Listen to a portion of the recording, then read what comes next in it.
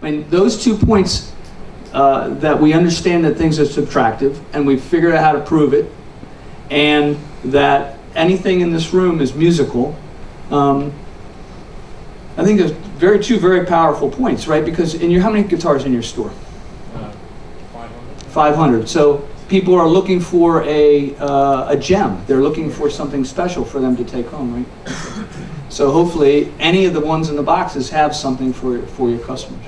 When I started making guitars, I had a choice. I could either try every wood that was available and make guitars out of it and experiment, or I could trust the old masters and use the woods they use and not re-experiment.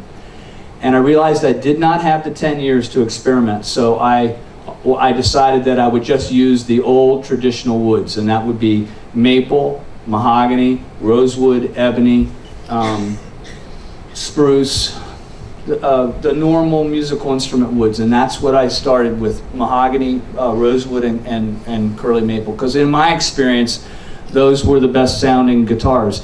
Even the best sounding Martins were the ones with the rosewood fretboards in the 1960s. That would be a D28, right? So I'm 55 years old, and at that point most of the guitars that I studied were made in the 50s and early 60s, and some of them earlier than that, but I trusted the old makers. I figured the violin guys knew what they were doing. I made my living interviewing the older people who had been there before and doing what they told me: Ted McCarty, Leo Fender, all that. So I just trusted them. If swamp ash and alder was used for a flat top guitar, that's what I would use. I would just trust the old guys. Then when we built the company, I got to experiment. This guitar has a Pernambuco neck. It has an African blackwood fretboard, a mahogany back, and a curly maple top. And then we experimented with the bridge materials. This is aluminum and brass and steels, and we've tried everything. That's what happened. And then we started to experiment with cocobolo and a few other woods. Okay, I mean, that's beautiful, cocobolo, right? Oh, nee, dat was te zwaar voor verhandels. Dat gaat hem nog niet. Niet zo. So, I mean, it's a kind of rosewood. Most people don't use it because it has too much oil in it, but we figured a way to bake it and get the oil out. So, does that answer your question? Okay, there's another very, very important part, and that is that you have to dry the wood so that the water is out of the wood and all the oils have crystallized. So, air conditioning was not invented till what, 1935, 1940, something like that? And so all these old violins got hot in the summer and cold and dry in the winter, and hot in the summer and humid, and back and forth and back and forth. That makes the oils in the wood crystallize. So we have figured a way to do that on all these instruments. All these instruments has already been done. We've baked everything. Very good. All right, so you want to know why we made 22 fret guitars? So I could move the bass pickup farther away from the bridge. Yeah, because this is farther away from the bridge than this. You see how it's closer? So you see how these pickups are closer together and these are farther apart? Can you see that? The farther you move the bass pickup away from the bridge, the more it sounds like a bass pickup. The other thing is, if you hit the harmonic on this, it's fine. You hit the harmonic here and you can hear it, but on this one you can't hear it. So you trade one dragon for another. We call it trading one dragon for another. Also, almost all of our artists grew up on Strats and Les Pauls, so they are used to 22 and 21 fret guitars. You started playing Strats and Les Pauls, right? Yeah. So a 24 fret guitar is a little different. If you're young, like Orianthe, she only started with a PRS. It was the only guitar she ever dreamed of, and so it was all 24 frets. It's fine. She won't play, well, she plays 22 fret guitars now too, so. Okay, but his guitar sounds really good. We've made, let's say an 85, 86 pickup. yeah, those are very bright. They were intended to sound right between a Strat pickup and a Les Paul pickup. And you like that bright sound. Yeah. Don't talk him out of his experience. This is his experience. You have an old guitar in the shop, you've got a customer sitting right over here. Now we have a few 86. He's got a few 86s in the shop. Excuse me. Do that again? I can't do it again. I just have to call my wife then. That's That's the sound when your wife calls? Put her on the phone. What's her name? Marika. What? Marika. Marika? Yeah. Do you want another guitar today? Yes. He's my brother. Oh, yeah, you have lots. Yeah, call her back. Let's listen. Just send me a message. Okay, she texted you. He has, grab one. Do you have a signature guitar here? Well, the question is, Yeah, sorry, I'm teasing you. Wait a minute, it's okay.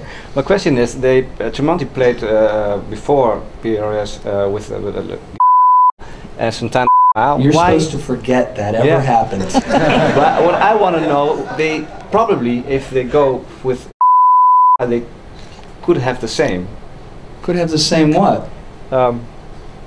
feel guitar for them. I hope not. You're going to say that a and a PRS Tremonti feel the same. No, I wonder why they made a switch. How big is the influence on the signature guitars? Really? The reason he switched is he liked our stuff better. I mean, this is not complicated, right? I mean, he was changing rock guitar. At the time when Creed came out, every store built their acoustic rooms. And there were women on the radio in America playing acoustic guitar all the time, right? Jewel and everybody else, right? And you built an acoustic room. And then Carlos Santana got it 9 Grammys, and Mark Tremonti put the PRS on the cover of Guitar World, and it said, "Rock guitar is back." Thank God. We had something called a electric guitar recession. When all the acoustic guitar thing got big, we couldn't, it was a boom economy. Couldn't give an electric guitar away. It was awful. It was absolutely, is this going on YouTube? No. You can't put that on YouTube. I said something and you were going to erase that. Seriously, will you edit it? You swear you'll edit it? Sure. You edit the part out. Okay, good. Hi, Henry. I can't believe that you recorded that. I can't even believe it. It's so small I couldn't even see the camera. That's good. It's bad. All right, so I'm sorry, I got lost. Yeah. So you were wondering why he switched. He switched because he dreamed about playing a PRS his whole life. Okay? It's not that the was bad. The truth is, it's because he dreamed about playing a PRS, and he wanted something that was all his. And he was changing the complexion of rock guitar. Just as David Gilmour and Jimmy Page and Jimi Hendrix, it was a modern day change. Van Halen changed the complexion of modern day guitar. The Police, in a way, were our Beatles of the 80s. They changed the complexion of music, right? And Creed had hit after hit after hit. The one thing that band knew how to do really well was do arena rock, where everybody in the arena sings every word. Amazing. No matter what you think of that band, they were great for that. Over and over and over and over. Can you plug this acoustic in? So you want to hear Barrett play the acoustic for a moment? Okay. So the thing that's interesting about this is there's sub coming out of the guitar. Is it out of tune?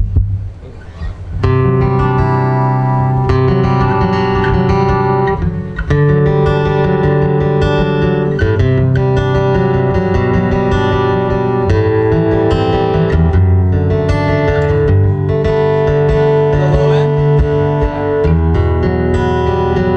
So let me describe why this is happening, okay? It's not bad, right? It's pretty good. Okay, so there is a. What's fun? What are you laughing? Drooling. You have a credit card? We can make you not drool. All right. So basically, there's a preamp in the guitar that was made by a man named Josh Florian. Josh Florian makes mastering studios for a living. So the frequency response goes from 0 to 40K. Okay? And then underneath the bridge, there is a pickup super glued to the bridge plate. Okay? It's not under the saddle, it's super glued to the bridge plate. And the low end that you hear, you will also hear.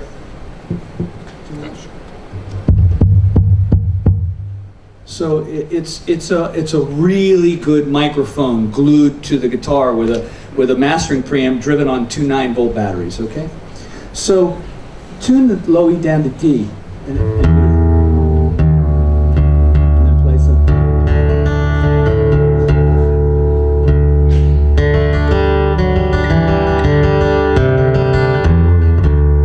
Okay, go down to lower C sharp maybe.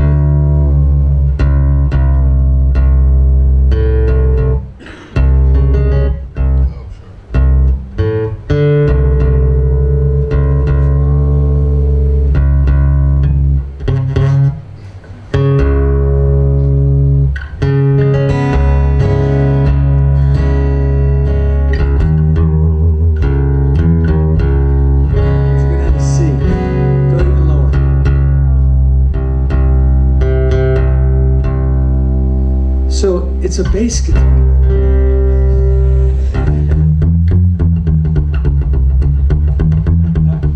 Okay, but you wouldn't expect that on an acoustic, right? No.